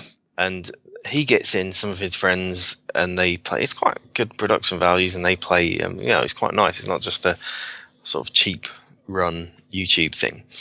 And they play these games, but as they play it, they talk you through how it works. Yeah. And I found watching those quite good at picking up how games work. And there is one for Pandemic. Oh, okay. I might try that out. Yeah, but YouTube generally actually is a good place to go to watch people play games. Yeah. So you can learn how to play it. Yeah. But Pandemic's really good. Yeah, I'm going to try and learn it. Yeah. What's great about it as well is no game's ever going to be the same. Mm-hmm. Because the mechanic is all about the cards and the order they're drawn out, and because of course you shuffle them, you never know. And you can choose how many disease spread cards to put in as well. So if you want an easy game, you just have 2. If you want a really hard one, you put 6 in. Right. Very, very good. Jack Woodgate in the chat room, he's put Escape from Colbit's. Or Colditz, I never played that. I've never played it either, but... Okay, well, that's that done. I kind of want to. It looks interesting. Escaping and there's Nazi symbols. What more can you want? Hang on. You said we weren't to mention that in the green room. There is one game I do need to mention first, but there is a game I do want to play as well. Captain Sonar. I've just put a link in the chat room for people to look at that. And it's a submarine game. Yeah. But you're playing against people, but you play as a 3 or 4 person crew to guide the submarine around. And I think you're on like a chase. So you need possibly 8 people to play this game. And you have a radio operator, you have the captain, you have the first mate and the engineer. And it's about balancing what you have and what you need against the other team, and you're either chasing or you're being chased. Okay. And you have to your team has to work together to get the right apparatus working in your situation. So maybe you'll need I don't quite know what it is all about, but you'll need to build up your sonar. You need to build up your torpedoes. If you haven't got enough, then you can't fire your torpedoes. And you have a captain that is delegating everything to everyone else to make this game work for you. And all the while, you've got another team on the other side, either trying to find you or trying to escape from you. It does look good. I know you showed me this the other day, and I thought it looks interesting, but I didn't realise that it was a sort of team thing against each other. Yeah. In that way. Oh, that looks really good. It does look good. Yeah. I would like to have a go of it. Okay, stick it on the list. Another one that is ship orientated, battleships. Right. The game of the film, right? Yeah, that's right. Yeah. The film came out first, didn't it? That's right, pretty much. I'm sure that happened. I love battleships. I played it with my son this year, and obviously he beat me. Of course, standard. Yeah, I flipping love it. The only problem we have is we've got a really cheap version of it. So if you knock your board, shall we say, and your counters can fall out really easy. It's just frustrating. It is so frustrating. And there's nothing worse than a counter getting stuck down where your fingers just can't reach.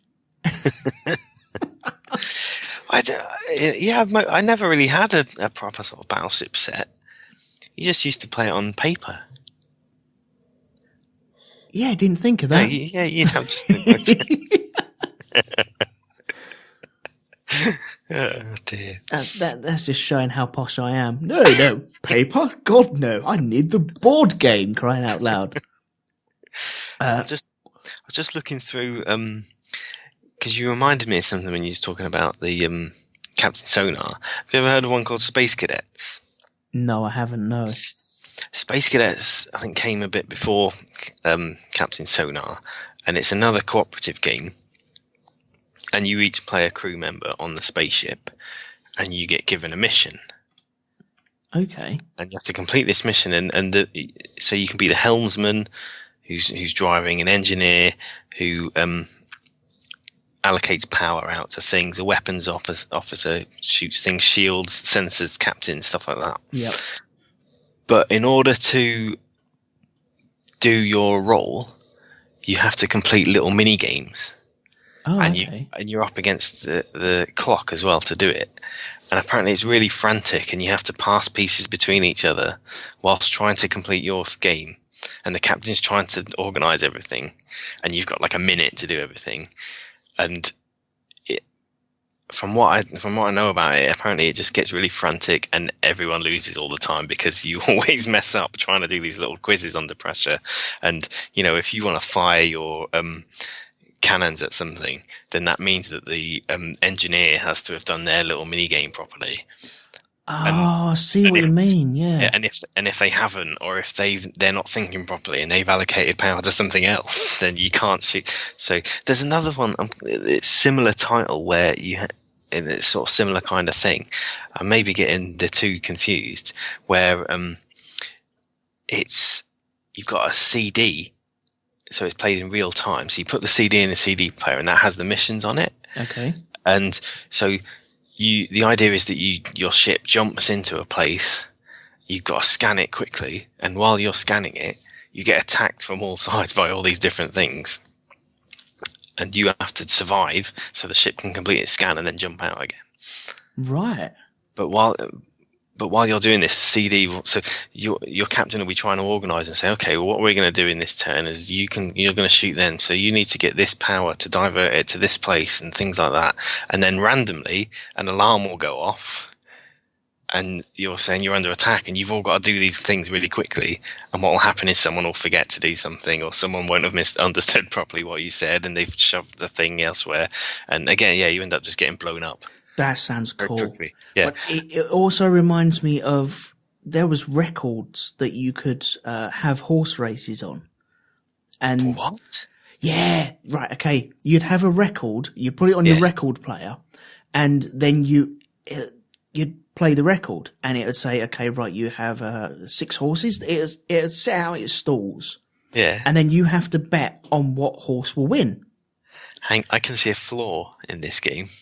No, because the record is scratched, and so it is purposely scratched. And so it will be random as to how your horses will finish. That's absolute genius. It is, yeah. And I remember playing it, and it was brilliant. I loved it. Not quite a board game, but I think it sits there as it is a game. Yeah, definitely. I don't think you could do many things like that, because with the CD, how would it know? Well, it just had loads of different missions on it, so right. I suppose you could only play through them a certain amount of times. And I think there's an app or something, and you can get more, download more stuff, stuff like that. Just looking at my pile of games, one you might like. I've got one called the Really Nasty Motor Racing Game. Okay, what happens there? So you've got your track, which is the board, and it's split up into sections, and you have to decide what tyres you're using, and how fast you're going. And depending on how fast you're going, depends on which dice you roll. Okay. So the faster you're going, the more the dice have more, the higher numbers and more squares you can use. But of course, when you're going around corners, you've got to slow down. Yeah. Or rather, you don't have to slow down. But if you go through a corner really fast, you've got a chance that one of the other players might play one of their really nasty cards on you because you've gone through a corner too fast. Right. Okay. So you got to try and choose: am I going to slow down to go around this corner? And then there's things like people can play a card which changes the weather. So you can wait until somebody's just gone past the pit lane, and then gone, oh, it's raining. So then they've got to go around the entire track on their slicks, because you have to change the dice then to sort of like wet weather dice. So if you've got wet weather tyres, you can just carry on as normal. Off you go really fast. But if you haven't, you've got to roll these really slow dice and crawl around the entire track trying to get back to the pit lane to change them. I like the sound of this. But then, of course, you can do that, and then they can just go, oh, well, it's dry again now. And it's like, oh, God. So you've got to go around really slowly again because you've got wet weather tyres on. and you can make people spin off on corners and things like that. And, it's very good. It's silly. I was going to bring it when I came up last year, but I forgot it. Well, bring it next time then. Yes, definitely. I will do. I've just looked on Amazon, and it looks like the Really Nasty is a collection of, you got a horse racing game, bankers game, a really nasty golf game as well. So Okay, I didn't know about the golf and the bankers one. I know about the horse racing one. I take it the horse racing one would be the same thing, just with horses instead of similar. A friend of mine's got it. I'll have to find out once. But she did say that the motor racing one is worse, as in you can be more evil. Sweet. Yeah. There is one game, if I don't mention it, I will get in trouble from several people that either listen or we frequent with. And it is known in our circles as Bag of Shame. Go on. It's brilliant. You know, I mentioned the three-way chess a little while ago. Yeah. Three-way dominoes. Now, instead of having a normal dominoes on itself is brilliant anyway. Yeah. But these are triangular dominoes. And so instead of trying to match one side of your domino up with another one side of another domino, you're trying to match two corners to two other corners of dominoes. Sometimes three corners. Surely that would just come a time when everyone's just sat there looking at it and no one can move. No, it doesn't work like that. Yeah, it works really well. This was brought into my life by Odile Thomas. Right. She brought it up a couple of years ago to Pete and Tracy's house. Yeah. And then they ended up with a copy of this game. And they still have it at their house. We pop over there, play it with Tracy, and just flipping adore it to the point where we went out and bought our own version of it. But it's shop bought, and so, because the one that Odile brought up is homemade. Okay. It was all painted nicely and correctly, and it made out of wood and almost handcrafted. Probably is handcrafted. And shaped nicely, feels really good in your hands. It's got a nice weight to it as well, and it sounds good when you slam it on the table. The version we bought were hollow plastic things, not coloured at all. The version that Odile and Tracy have got different colours, so the 5s will be white, blues will be 2s, and so it's pleasing to the eye, and it helps as well actually playing the game that way. Well, you need to get Scurvy Lemon Project on it. Yeah. It's a really good game, and a game can last between 10 minutes or maybe half hour. And it's just such a simple thing, and it gets you thinking, but kids and adults and everyone in between can play it. And it works so well. Because it is frustrating. And you can frustrate people, but without knowing, because you're not showing anyone else what you've got left. Yeah. And the idea is, if you can't go, then you have to pick another triangle from the Bag of Shame.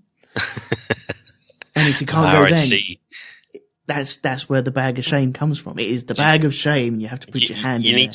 You need to get a bag with the word shame written on it. Or a person from Game of Thrones and a bell, and just shame. Ringing the bell behind you going, shame. Again, that's what you've got kids for. Stand there, ring this bell and say shame. Is it called Triominoes? Yes, that's it, yeah. That's the link Doreen's put up. That's it, yes. It is well worth it. I think it's a brilliant game. Obviously, try and bend Odile's arm and try and get a homemade version of it, because it's far superior to anything you can buy in the shops. But yeah, man, that is a game and a half. And if I didn't mention it, I'd probably get shot. Is there anything else that we need to mention? Well, there's a million games out there there's that we can get. You can buy utter guff. There's one that we bought.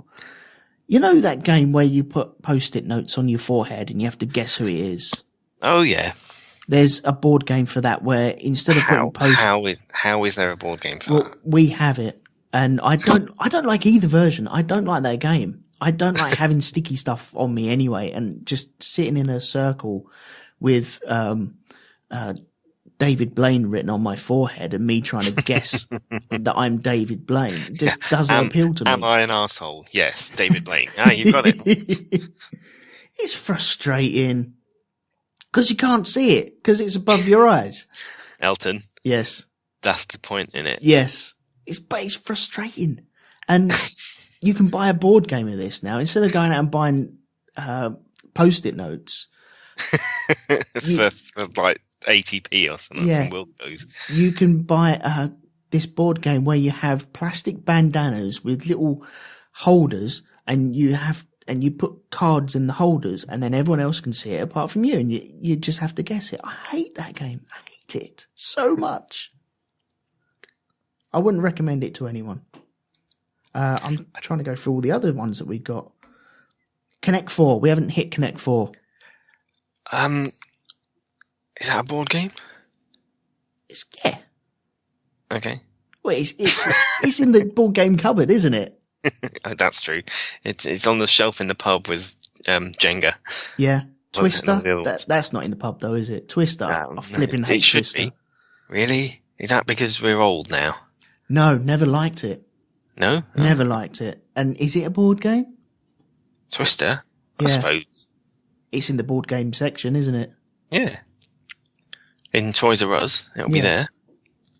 I don't know. I'm trying to remember one where I played it recently, and you have these little plastic guns, and you have to draw them out at the same time and point them at the other players. I can't for the life of me remember what it's called. So what happens is the idea of it is you are all bank robbers, and you've robbed the bank and you've got your stash back to your hideout, and the money's in the middle, and now you're arguing over who should get what. Mm-hmm. And at the start, you have your little plastic gun on the table, and then you say, right, draw, and everyone draws it really quickly and points it at another player. Okay. And then you have to decide really quickly whether I think you've got like 30 seconds to decide whether you're going to duck or whether you're going to stand. That's right, because you have to choose which bullet you want first, and so there's live bullets or there's fake bullets or misses and stuff like that. So you have to think, okay, are they actually going to use one of their live bullets to shoot me, or is this a bluff? Right, okay. Or you can duck. So if you duck, you don't get shot and you don't lose life, but you can't take any of the stash. Mm-hmm. So you have to stay standing up and hope they're bluffing, don't shoot you, to get some of the stash. And the winner is the one who's got the most stash when it's all gone. You've got like 3 lives, so if you get shot 3 times, you're out or something like that. Okay. But it's really daft because you have to, again, it's that thing about stitching other people up, and you got to look at your player and the people you're playing against and think, are you going to shoot me at this moment? Yeah. Yeah, and that element of like drawing it really quickly, it's quite funny. It's a good game. I can't for the life of me remember what it's called though. You're reminding me of it sounds like Pictionary, but a different version of that. Also making something as well. Wasn't there a board game where you had to have a dog and it did a shit? That game I was talking about is called Cash and Guns, by the way. Oh, Cash and Guns. Okay. Yeah. Yes, there was. I think. Or maybe it's not. Squeeze his tail and then he did a little yellow poo. Yeah, my nephew got it for Christmas before last. And we couldn't for the life of us figure out how to get it to work. It had like Play-Doh in it, didn't it?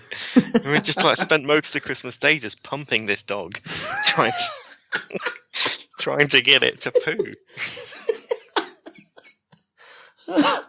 Oh, that's not what you want, is it? You're just congealed Play-Doh in a dog. And, just like continually shoving more Play-Doh into this dog to try and get it to poo. There's some idiot that took that dog to Pets at Home to find out what's going wrong with it.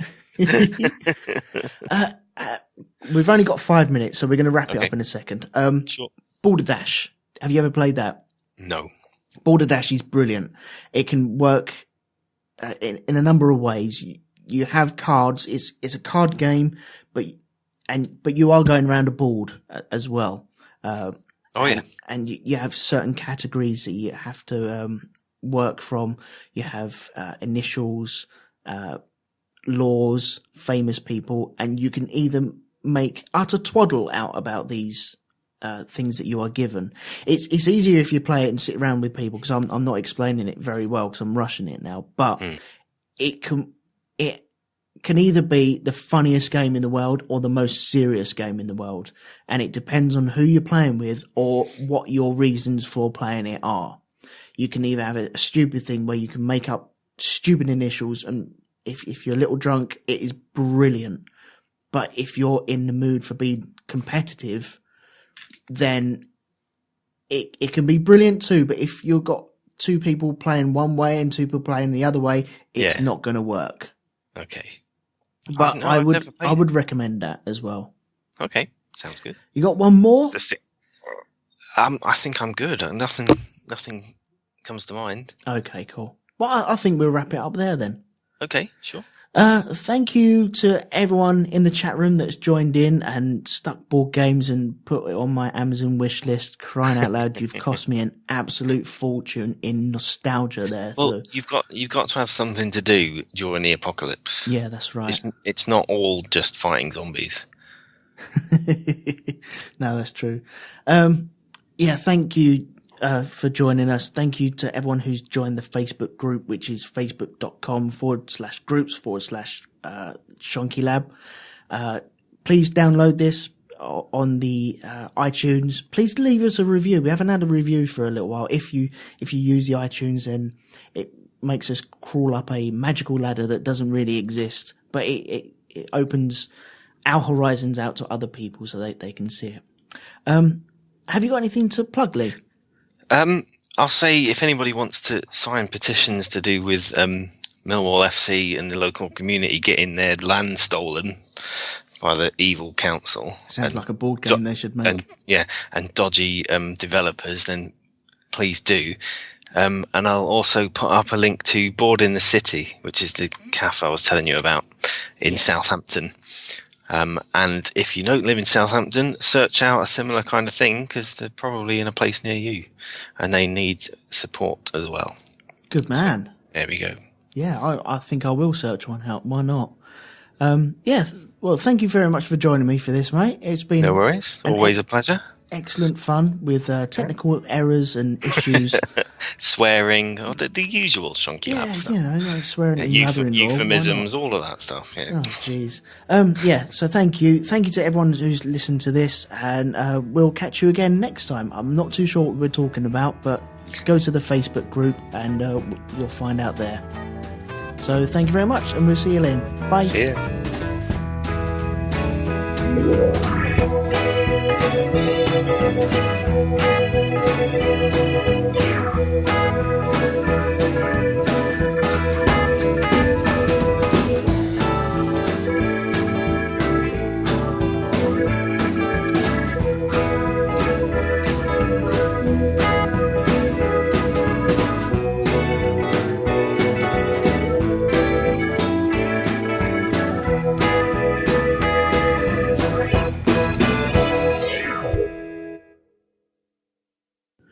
Sometimes they come along and they want to play. My boy loves Monopoly.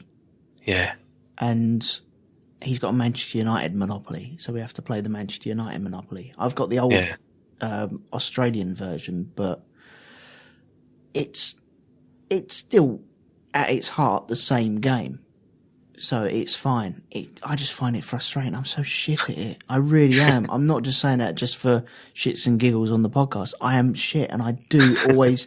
I'll end up going to jail. Last time we played it, I did end up going to jail, getting out, and then getting a chance card and going back to jail. And I could physically see 3 people around me, Amanda, Kimmy, and Jacob, all trying not to laugh, but doing that, their shoulders were bobbing up and down because they're laughing so hard inside. And I was sat there going, I don't want to go to jail. Do you know what? We didn't talk about Subbuteo. Oh no, we didn't know. We didn't. No. And I just got reminded there was a cricket version. Do you remember that? Yes. Yeah. Yes. My friend had the cricket version because the cricketer was an actual batsman, wasn't he? Yeah, and you had a little steel ball, a little ball bearing, and you bowled the thing. And then you had to, like you say, time yourself batting it. Oh, sod it. Let's put this at the end. It's a little bonus content. Sod it. Subbuteo was frustrating but really good. Yeah. There was a Channel 4 documentary about the Subbuteo World Cup. I'm sure you can. It's better than that. There was this guy. I think he was the Welsh guy and the Scottish bloke who really hated each other. Right. And they played on the circuit against each other all the time. And in this documentary, one guy loses to the other and he storms off. He's being really angry. I think it was in the 90s, early 90s. Oh, that's early rage quitting, isn't it? Yeah. There was that crappy version of Subbuteo as well, with the magnet ball. And you had to pop their heads. Yeah, I never played it. My eldest nephew had it. I just remembered the cricket one. Yeah. You had to bowl it and the little ball bearing went down the slope, didn't it? That's right. Holy shit. And then you had to time when to bat it away, didn't you? Yeah. And that's amazing. And all of your fielders had little green bases with a slot in it or like a gap. Yeah. And if the ball went into that gap, that they were caught and you were out. Right, okay. I'm gonna try and find it on there's gotta be an advert. I'm trying to find it on YouTube now. If I can play it down to you, I will.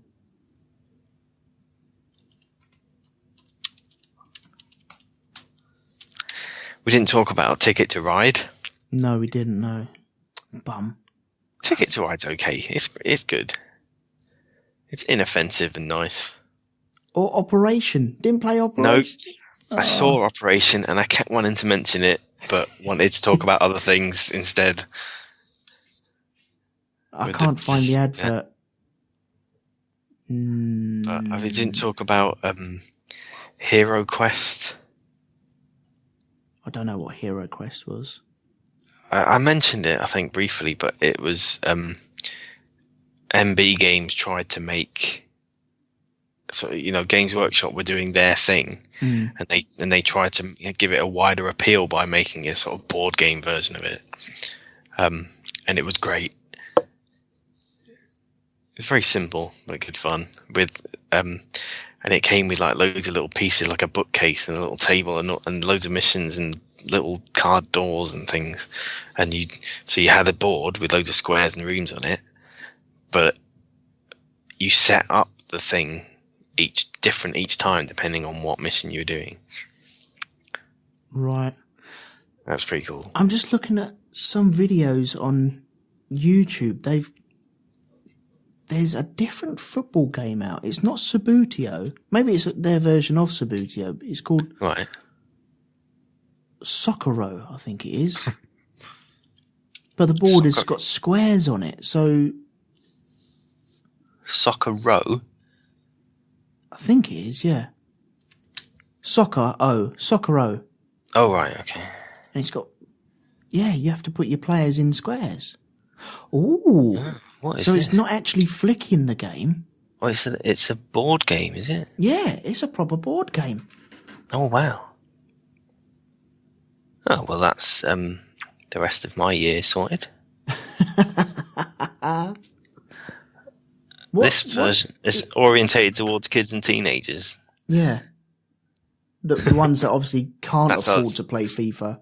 That's us, right? Oh, yeah, definitely, yeah. Yeah, definitely. Oh, but can you get different teams though? Yeah, because with Subbuteo, you could go down to your local hobby store and buy Leeds United or Manchester United or Cheltenham. That's right. Do you remember there was a big chart and it had loads of little Subbuteo players with all sorts of different kits. Yes. And then there was a number next to it. And then, so you found your team, and it would give you a number, and then you'd have to go and look at the chart and find what number it was. So, like, Millwall shared their kit with Gillingham and some other random blue and white teams. That's right, yes. But then some of the more famous teams, like Liverpool, Man United and things, would have their own one, and that would be them. Well, I remember the Liverpool one had the 3 Adidas stripes on it. So you knew that it was the Liverpool kit. Yeah, and you could get, like, away kits for some teams as well. Yeah. So sad, really, isn't it? But it was brilliant. I've given up not being sad years ago.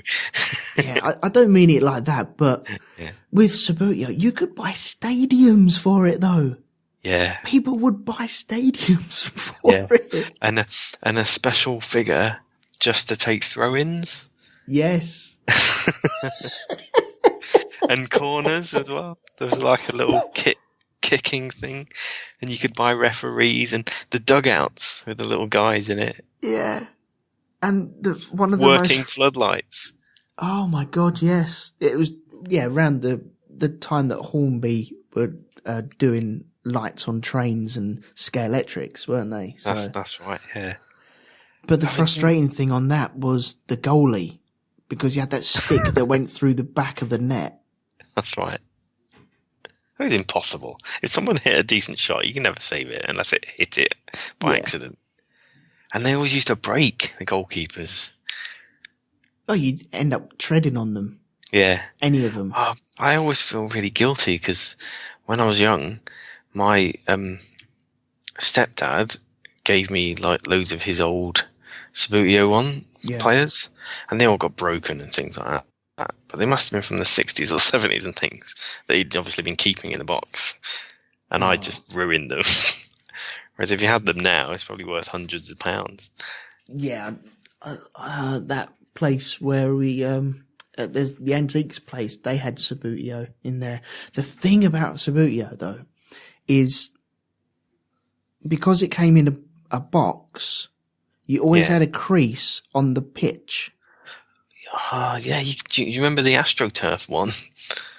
No, you could buy a pitch, and it was like that sort of plasticky foam stuff that didn't have that, so it just rolled up, and it was all lovely and perfectly flat, whatever you did. That's for posh people.